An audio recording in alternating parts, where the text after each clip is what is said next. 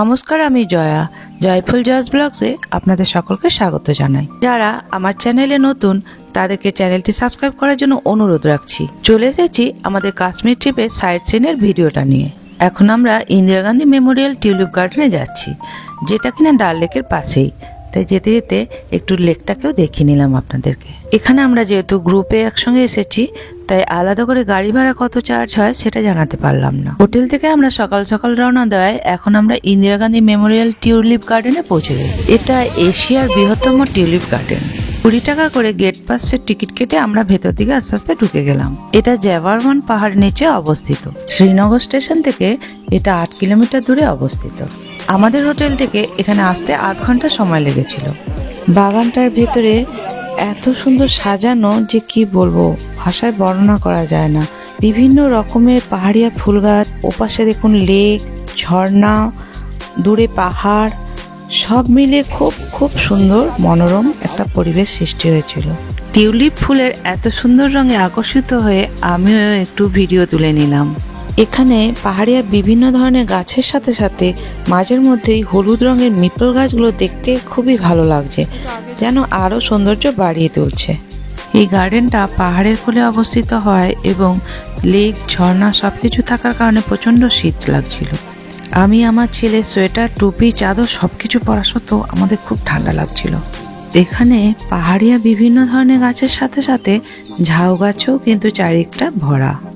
এখানে দেখুন গার্ডেনের নামটা গাছ দিয়ে কি সুন্দর লেখা রয়েছে।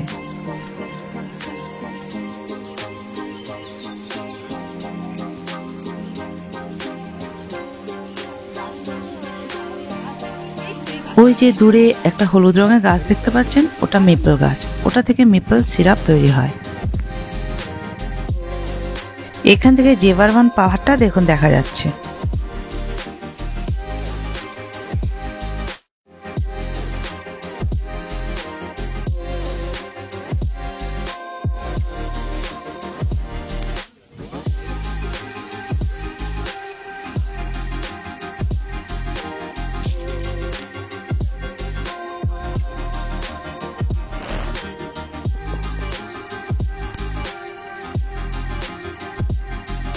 আমার কাছে মেপল গাছগুলো এত ভালো লাগছিল যে একটা গাছের নিচে দাঁড়িয়ে আমি ছবি তুলে নিলাম।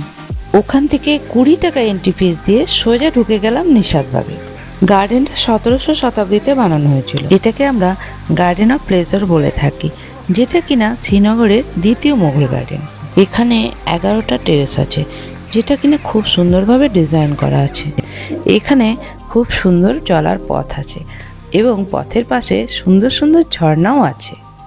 এটা শালিমার বাগের খুব কাছাকাছি অবস্থিত। এখানে দেখুন বাগানটা এত সুন্দর যে অনেক স্কুলের ছেলে মেয়েদেরও এখানে ঘুরতে নিয়ে আসা হয়েছে। এখানে যেমন সুন্দর রাস্তাগুলো তেমনই সুন্দর ফুলগুলো। এত ভালো লাগছিল যে এখানটা ছেড়ে আর যেতে মনই চাইছিল না। রাস্তা এবং ফুলের সাথে সাথে এখানকার ঝর্ণাগুলো দেখুন, দেখতে কত সুন্দর লাগছে। এখানকার প্রাকৃতিক সৌন্দর্যে আমাদের মন প্রাণ ভরে গেল। এখানটা আমাদের এত ভালো লাগছিল যে ছবি তুলতে তুলতে আমরা একদম শেষ প্রান্ত পর্যন্ত, মানে যেখানটা থেকে ঝর্ণাগুলো পড়ছিল সেখানে উঠে গেলাম। ঝর্ণাটা যেখান থেকে পড়ছিল সেখানে একটা পাথর ছিল বড়, রীতিমতো রিস্কি জায়গায়। খুব কষ্টে আমরা ওখানে পৌঁছালাম এবং গিয়ে ছবিও তুলে নিলাম। তাই সেই ছবিগুলোই আপনাদের সাথে শেয়ার করে দিলাম। আমাদের ঠিক পিছন দিকে দেখুন পাহাড় এবং পাহাড়ের উপরে বিভিন্ন রঙিন গাছ, খুব সুন্দর লাগছিল।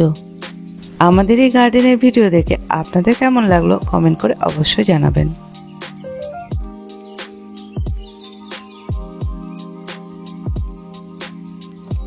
এখানে অনেকক্ষণ সময় কাটানোর পর আমরা সোজা চশমে শাহীবাগে চলে গেলাম। এটি শ্রীনগরের 3 নম্বর মোগল গার্ডেন। 1700 শতাব্দীতে এটি বানানো হয়েছিল। অন্য সব গার্ডেনগুলোর থেকে এটা সবচেয়ে ছোট।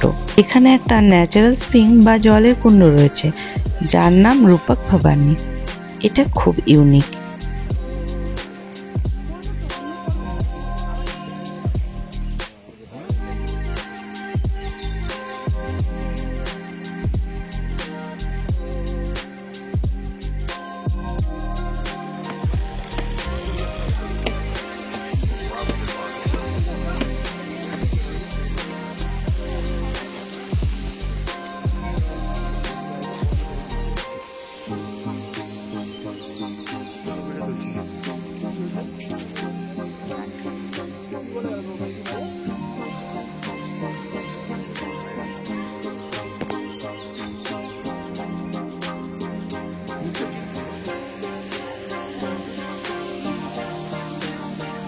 এই দেখো টাকা ভিডিও তুলছে দিকে দুজনেরই।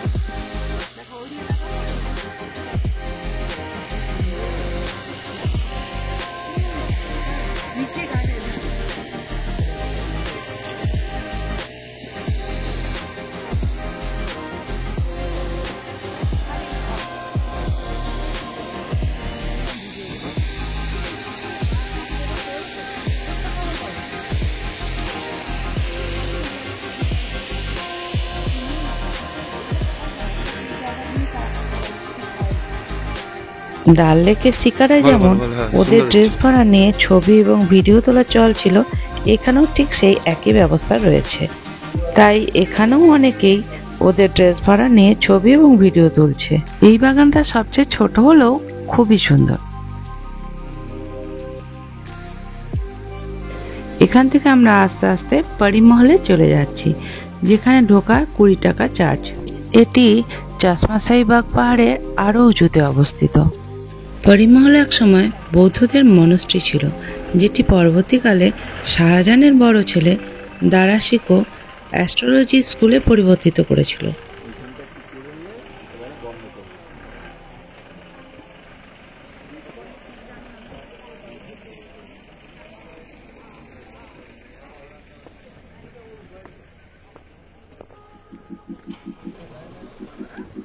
পরিমহল অনেকগুলি তলায় বিভক্ত ছিল, আর উপরে না উঠলে এর সৌন্দর্যটা ঠিক বোঝা যাচ্ছিল না।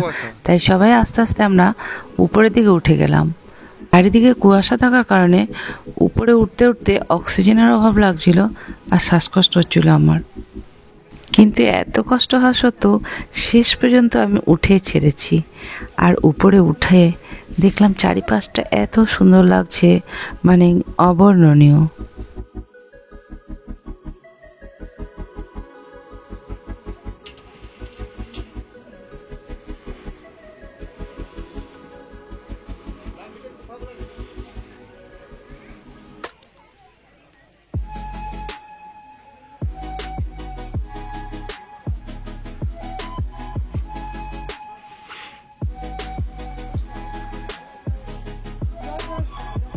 মহলের একেবারে শেষ প্রান্তে ওঠার সময় এক একটা সিঁড়িগুলো উঠছিলাম যখন, অক্সিজেনের অভাবে শ্বাস যেন রুদ্ধ হয়ে আসছিল।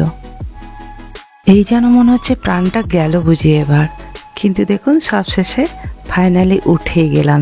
আর ওই যে দেখুন মহলের সবচেয়ে শেষের পার্টটা, ওখান থেকে নিচের ভিউটা কেমন লাগে সেটাই আপনাদেরকে একটু দেখিয়ে নিই, চলুন।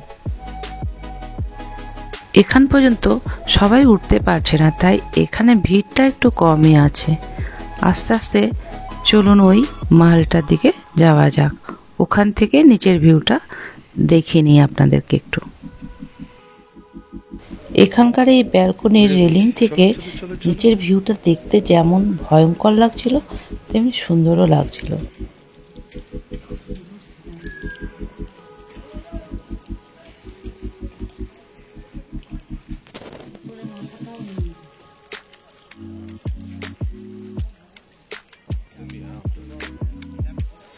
পরিমহলের এত উঁচুতে ওঠার কারণে প্লাস অক্সিজেনের অভাবের জন্য আমাদের শরীরগুলো বেশ খারাপ লাগছিল।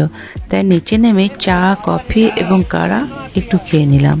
তারপর সোজা হোটেলের থেকে আবার রওনা দিলাম। আমাদের শ্রীনগরের সাইট সিনের ভিডিওটা যদি আপনাদের ভালো লেগে থাকে, তাহলে লাইক, শেয়ার এবং সাবস্ক্রাইব করে আমার পাশে থাকবেন।